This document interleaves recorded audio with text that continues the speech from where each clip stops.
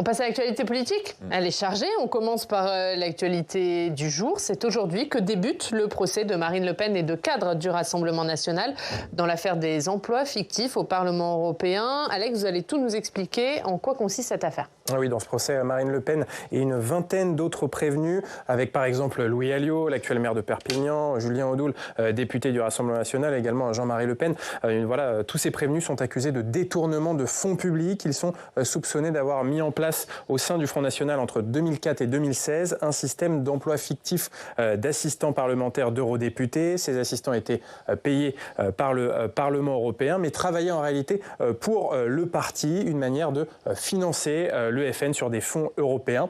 Et Marine Le Pen, qui présidait le parti entre 2011 et 2022, encourt dans ce procès 10 ans de prison, 1 million d'euros d'amende et 5 ans d'inéligibilité. Alors expliquez-nous comment ça fonctionne, la rémunération des assistants parlementaires au Parlement européen. Alors c'est très simple, chaque eurodéputé rémunère ses assistants sur une enveloppe budgétaire qui est fixée par le Parlement européen, une dotation qui s'élève à 30 000 euros par mois par eurodéputé. Si on prend les chiffres de 2024, là pour la période qui nous concerne dans ce procès, la rémunération était moindre. Et puis c'est donc cette enveloppe que les membres du RN sont accusés d'avoir utilisée pour financer leur parti. Et le RN n'est pas le seul parti français accusé d'emploi fictif au Parlement européen. Oui, puisqu'en février dernier, dans le même type d'affaires, le MoDem a été condamné à 300 000 euros d'amende. 5 anciens eurodéputés MoDem ont été condamnés à des peines allant de 10 à 18 mois de prison avec sursis. François Bayrou, le patron du MoDem, a été, lui, relaxé faute de preuves. Et puis, d'autres affaires sont en cours. Depuis 6 ans, une information judiciaire vise les conditions d'emploi d'assistants d'eurodéputés de la France Insoumise. 2 anciens assistants parlementaires de Jean-Luc Mélenchon entre 2009 et 2017, lorsqu'il était eurodéputé, ont été entendus il y a 2 ans sous le statut de témoin assisté pour détournement de fonds publics. Mais pas de mise en examen pour le moment du côté de la France Insoumise. Et puis enfin, le Parlement européen réclame 600 000 euros à Michèle Alliot-Marie, ancienne ministre des Affaires étrangères. Elle est accusée d'avoir offert un emploi fictif d'assistant parlementaire à son neveu. Et Alex, un petit mot, parce que vous avez cherché dans d'autres pays européens, il n'y a pas ce type d'affaires. Alors j'ai cherché longtemps s'il y avait d'autres exemples dans d'autres pays européens. Alors évidemment, forcément, le procès Le Pen sur les moteurs de recherche inonde tous les moteurs de recherche, mais on a quand même l'impression que c'est un peu une tradition française. C'est une spécificité française, Yves. Oui, on l'a dit, ça a été très bien exposé, avec plusieurs partis qui sont au centre du jeu. Alors évidemment, ça prend un relief particulier avec Marine Le Pen, pour des raisons qu'on imagine. D'abord parce qu'elle est probablement candidate à la présidentielle de 2027, qu'elle est présentée comme étant une des favorites, première chose.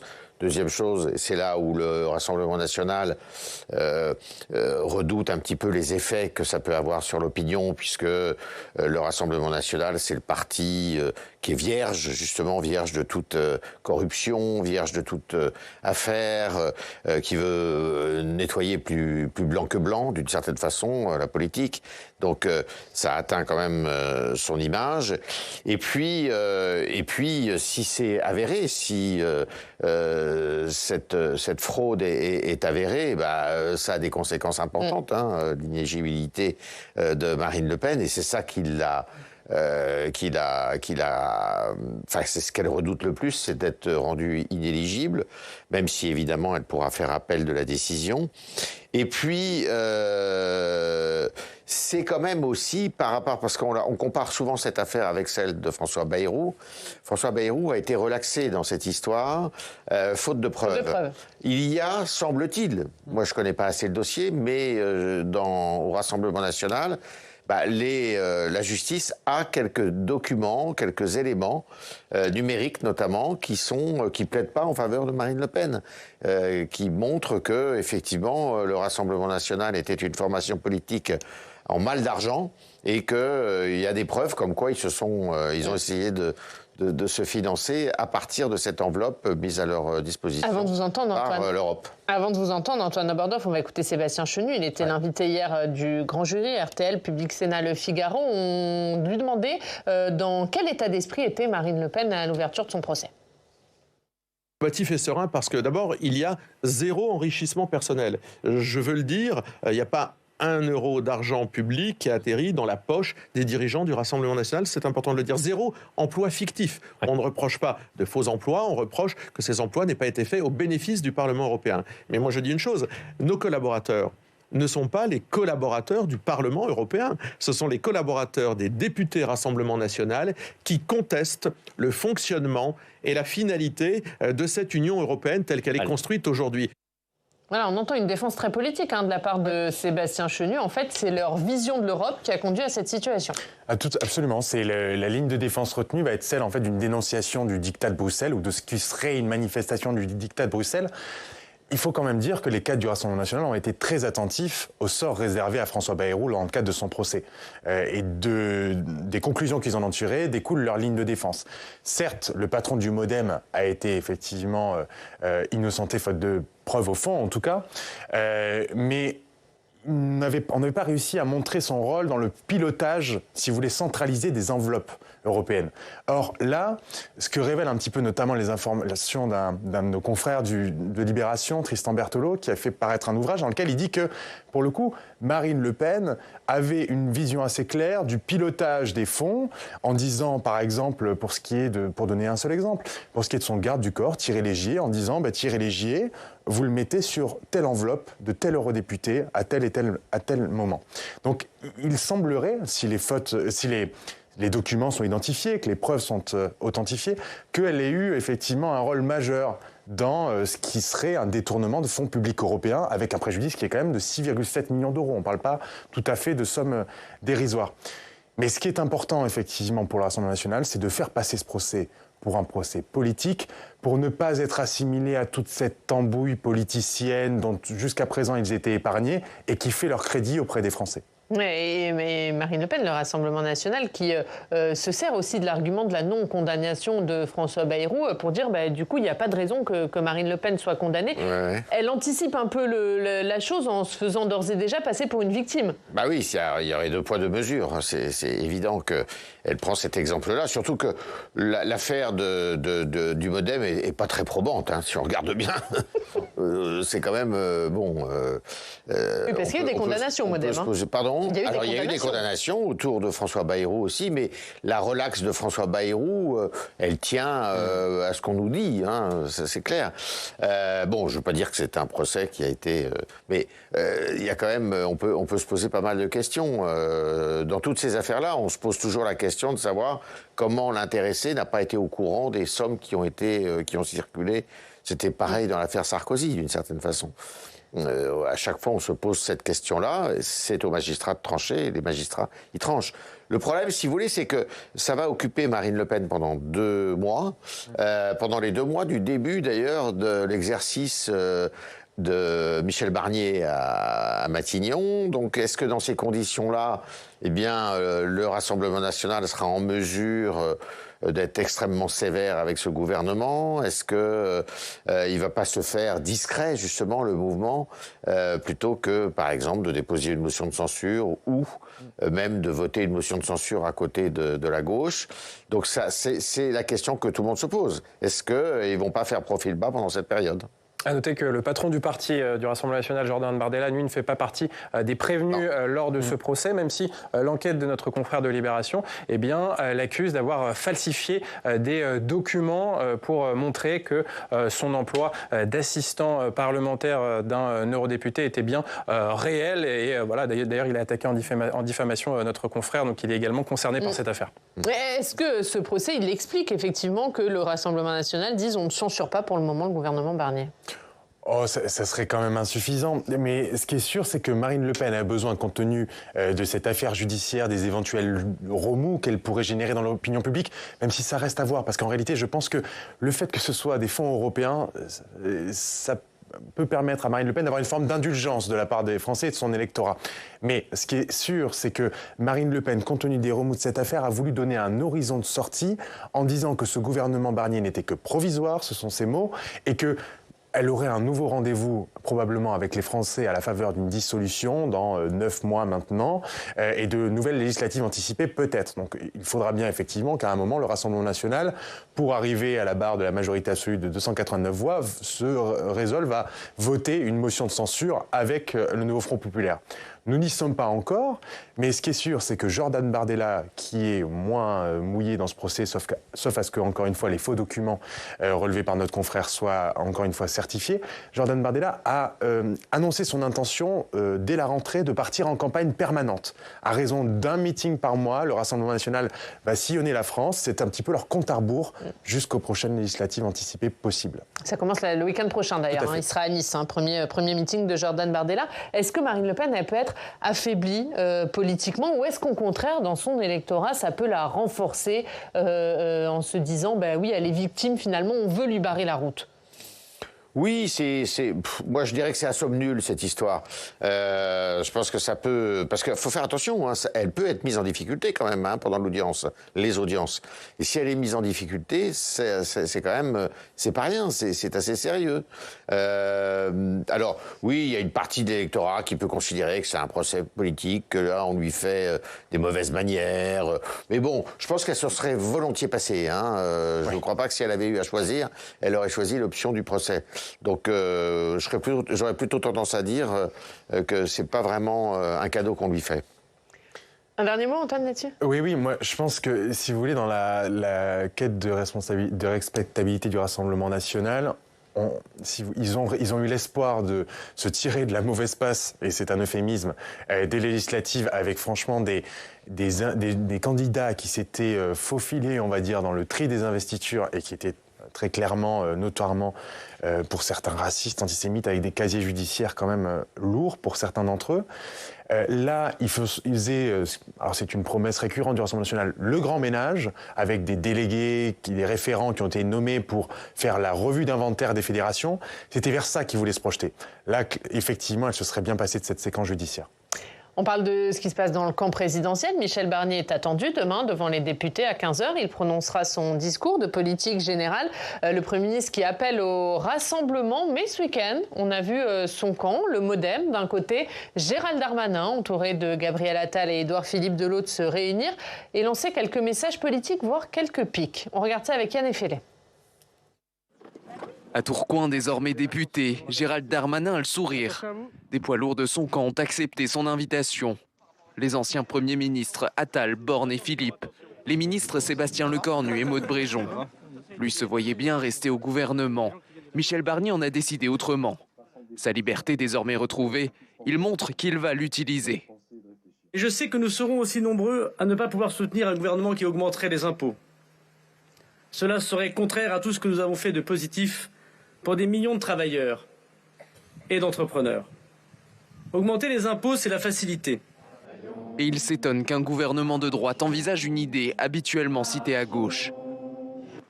La gauche, elle, celle de Bernard Cazeneuve, était l'invitée de la rentrée du MoDem. On verra ce qui se passe. Une contre-programmation, François Bayrou s'affirme comme l'aile gauche de la coalition. Barnier a essayé d'avoir des sensibilités différentes. Et il n'a trouvé que sur le côté droit de l'échiquier politique. Il y a un côté gauche qui doit être lui aussi associé à cet effort. Si tout le monde n'y est pas, je vous le dis, ça échouera. Marc Fesneau, le chef des 36 députés MoDem, a lui multiplié les mises en garde. Il se dit prêt à assumer des désaccords profonds avec Michel Barnier. Voilà, il n'a pas besoin de l'opposition, Michel Barnier. Il est bien servi par son camp, entre Gérald Darmanin et Marc Fesneau, Antoine Abordor. C'est ce qui est terrible avec ce gouvernement Barnier, c'est qu'il est alors sous surveillance, mais à tout point de vue. Sous surveillance, évidemment, du Rassemblement national, sous surveillance du nouveau Front populaire qui est de toute manière prêt à lui mordre les mollets à chaque instant, mais surveillant surtout de son bloc central. D'ailleurs, c'est ce que lui avait dit dès sa prise de fonction ses conseillers. Méfie-toi surtout d'eux. Méfie-toi surtout de ces poids lourds de l'ex-Macronie en quête d'émancipation, les Attal, les Darmanin, les Elisabeth Borne et consorts, qui dorénavant se sentiront parfaitement libres, ne se sentiront plus forcément redevables à l'égard du président de la République. Et comme on ne sait pas bien à quel objet politique on a affaire, si cela relève de la cohabitation, on sait que ce n'est pas une cohabitation. Une coexistence, d'accord, mais comment, en quels termes? Est-ce que ça suppose du coup une discipline de vote? Eh bien non, on le voit, ça suppose pas toujours une discipline de vote et le soutien de ce bloc ne sera que et jamais que conditionnel. Donc sur la question de la hausse des impôts, du gel du barème des impôts, on voit qu'il est coincé à toutes les entournures. Il va falloir que dans son discours de politique générale, il fasse un exercice de funambule, d'équilibriste pour essayer de s'en sortir, même si on voit mal. De toute manière, il ne sollicitera pas vraisemblablement un vote de confiance. Mais voilà, la partie s'annonce vraiment serrée et compliquée pour lui. Quel message ils ont voulu envoyer Gérald Darmanin et le MoDem en envoyant ces tacles et ces mises en garde à 48 heures du discours de politique générale? Il cherche à exister. Je pense que c'est l'objectif. Il cherche à exister. Le MoDem, finalement, avec la déconvenue générale de cette dissolution, les résultats très mauvais. En fait, le MoDem, qui était un micro-parti il y a 10 ans, a existé, a eu son heure de gloire avec Macron, et il est sur la voie descendante, la pente descendante. C'est-à-dire qu'il est probable que s'il y a une dissolution, je ne donne pas cher de la peau du MoDem. Je ne sais même pas s'ils sont en mesure de constituer un groupe. Donc voilà, ils cherchent à exister, il faut dire la vérité. C'est pareil pour tous les centristes, là. Le centrisme est dans une situation extrêmement compliquée. La droite reprend des couleurs, quoi qu'on dise. Elle est au pouvoir. Et le centrisme, l'après-Macron, est à construire. Donc c'est assez cocasse de les voir côte à côte, parce que finalement, ils sont concurrents tous là. Elisabeth Borne, Édouard Philippe, Darmanin, même Le Cornu. Attal, Gabriel Attal qui était là. Chacun jouait leur carte, c'est évident. Il y a vraiment un côté les ennemis de mes ennemis sont mes amis, parce que très sincèrement, le duo formidable qu'on a vu se déployer ce week-end à Tourcoing entre Gabriel Attal et Gérald Darmanin, quand on sait la bataille qui se sont livrées en interne, notamment pour la présidence du groupe EPR, Ensemble pour la République, là on voit qu'il y a une nécessité, compte tenu des circonstances, à faire bloc, avec quand même du côté de Gérald Darmanin faisons-lui crédit de ça, une vraie ligne politique sur le travail, l'abaissement du coût du travail, et puis quelques formules chocs qu'il a distillées, notamment « je ne me résous pas à ce que je crois les petits blancs votent Le Pen et les petits blancs votent Gaza ». Voilà, donc il essaye Darmanin de... Mais qu'est-ce qu'il veut incarner, la droite populaire? Il se dit qu'aujourd'hui, il n'y a plus personne qui incarne la droite populaire? La droite Seguin. Absolument. La droite sociale, la droite gaulliste, finalement, c'est ça. Et alors j'ajouterais à Gabriel Attal, il ne faut pas oublier l'année dernière Elisabeth Borne, qui n'était pas la bienvenue à Tourcoing, qui s'était invitée d'elle-même à Tourcoing. Alors que là, aujourd'hui, c'est embrassons-nous Folleville. Donc tout ça est assez cocasse. Je ne suis pas sûr que dans l'électorat, ça ait un impact énorme. Sur Gérald Darmanin, moi j'ai un petit peu de mal à suivre sa ligne politique, parce qu'effectivement il veut retrouver les classes populaires, dont une partie sont allées chez Marine Le Pen, donc il crée ce club baptisé Populaire, et en même temps, sur cette question de la fiscalité et du budget, il tient une ligne macroniste libérale pure, c'est-à-dire pas de hausse d'impôts, pas de mesures de justice fiscale dont parle Michel Barnier dans le contexte budgétaire qu'on connaît. Donc voilà, cette droite populaire, on peut penser qu'elle aurait justement défendu quelques mesures de justice fiscale, un petit peu d'homéopathie, mais pas Gérald Darmanin. Et puis sur le côté régalien sécuritaire, on se souvient de son discours de passation au ministère de l'Intérieur, où à la fin il a cette sortie sur cette République à réparer, et le fait que s'il s'était appelé Moussa, il n'aurait pas été nommé ministre de l'Intérieur. Ça, c'est un discours qu'il n'a pas tenu quand il était à Beauvau, et ça parle plus à la gauche qu'à la droite. Donc voilà, cette ligne Darmanin, elle est difficile à suivre, je trouve. C'est vrai, et en même temps, alors je vais faire un parallèle un peu audacieux, mais je trouve que Gérald Darmanin, François Ruffin, par exemple, à gauche, sont des gens qui essayent de se tirer de l'étau que vous décrivez entre, pareil, des mesures plutôt libérales en matière économique, pour ce qui concerne en tout cas Gérald Darmanin, une frilosité relative à aller, en tout cas pour un François Ruffin, sur le terrain migratoire, et pour un Darmanin, on voit une nécessaire prise en compte des discriminations, des pesanteurs dans l'ascenseur social. Et du coup, ils se réfugient tous les deux sur le travail. C'est le travail, le travail, le travail. Le travail comme moyen, alors là, expression ruffiniste pour le coup, de retisser les liens entre la France des bourgs et la France des tours. Chez Darmanin, le travail pour conjurer les crispations identitaires qui duraient dans la société française. On mise tout sur le travail, sur la dignité du travailleur. C'est vraiment ça, je trouve, l'accent qui a été donné par Darmanin à Tourcoing. Le travail à tout prix. Oui, et puis il y a une chose aussi, il faut dire, hein, c'est que la droite sociale, la droite populaire, c'est une droite anti-impôt, anti-bureaucratique, anti-impôt. Donc c'est assez logique qu'il ait ce discours-là. C'est une droite c'est la droite des petits commerçants, c'est la droite France de la boutique, de la France de la boutique qui déteste. C'est là-dessus qu'est né d'ailleurs le mouvement poujadiste. Pas Marine, mais son père Jean-Marie Le Pen avait récupéré cet électorat-là en partie parce que c'est pas complètement vrai, mais c'est une droite qui est anti-étatique, donc anti-impôt.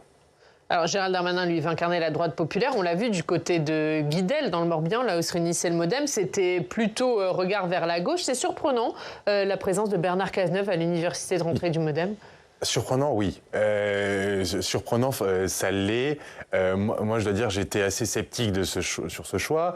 Et pourtant, quand j'ai sondé dans l'aile social-démocrate du PS, non, ils trouvaient ça plutôt bien en vue de jouer le coup d'après. Parce qu'il y a cette volonté pour Bernard Cazeneuve d'éventuellement pouvoir s'opposer en recours et faire valoir le fait qu'il aurait une assise à l'Assemblée nationale plus large que celle dont dispose aujourd'hui Michel Barnier. Le problème dans ces circonstances, c'est que tous les signaux qu'il enverra vers le centre seront forcément défavorablement perçus sur la gauche qui, de toute manière, du côté de la France insoumise, des écologistes, ne voulaient pas de lui, ça tombe bien. Donc voilà, il essaye de continuer à laisser prospérer l'hypothèse Cazeneuve à Matignon. Croit-il vraiment pense-t-il à plutôt un accident de l'histoire qui le propulserait à Matignon dans un second temps? Rien ne doit être exclu par nature, mais c'est surprenant, oui, de le voir au MoDem. Pour conclure, Yves, est-ce qu'entre le MoDem et Gérald Darmanin, Gabriel Attal, Édouard Philippe, il y a un front anti-Barnier qui se constitue dans le camp présidentiel? Ils y ont certainement pas intérêt. Ils font semblant. Ils font semblant parce que parce qu'ils n'ont pas intérêt. C'est-à-dire s'il y a une dissolution, mais ils passent tous à la trappe. Ah oui, clairement.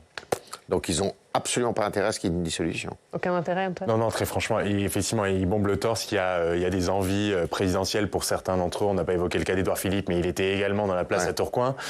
En revanche, s'ils commencent à trop jouer contre leur camp, je pense que ça va effectivement s'avérer compliqué dans 10 mois. Par exemple, s'ils devaient revenir en circonscription. C'est toujours quand on revient en circonscription qu'on se heurte à certaines réalités.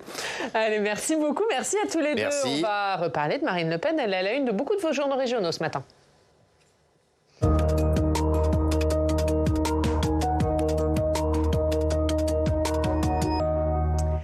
Et Alex, le procès des emplois fictifs du RN fait la une de la presse régionale. Et oui, Marine Le Pen et une vingtaine de cadres du parti sont accusés d'avoir détourné l'argent du Parlement européen via des assistants parlementaires d'eurodéputés RN qui travaillaient en réalité pour le parti. Un procès qui pourrait changer la donne politique française puisque l'ancienne candidate à la présidentielle encourt jusqu'à 10 ans de prison et 5 ans d'inéligibilité. Et dans cette vaste affaire, le Courrier Picard s'intéresse au volet Picard du procès. Il concerne Mylène Troszczynski, eurodéputée RN entre 2014 et 2019. Elle est accusée d'avoir embauché Julien Audoul, l'actuel député RN, comme assistant parlementaire à Strasbourg, alors que ce dernier travaillait en réalité pour le FN. Ainsi, 4 mois après la date du début de son contrat, Julien Audoul a envoyé un mail à la présidente du parti Marine Le Pen pour savoir s'il pouvait aller à Strasbourg découvrir le Parlement européen et puis aussi faire connaissance avec l'eurodéputé avec qui il est, je cite, rattaché. Voilà, le procès dure jusqu'à la fin novembre.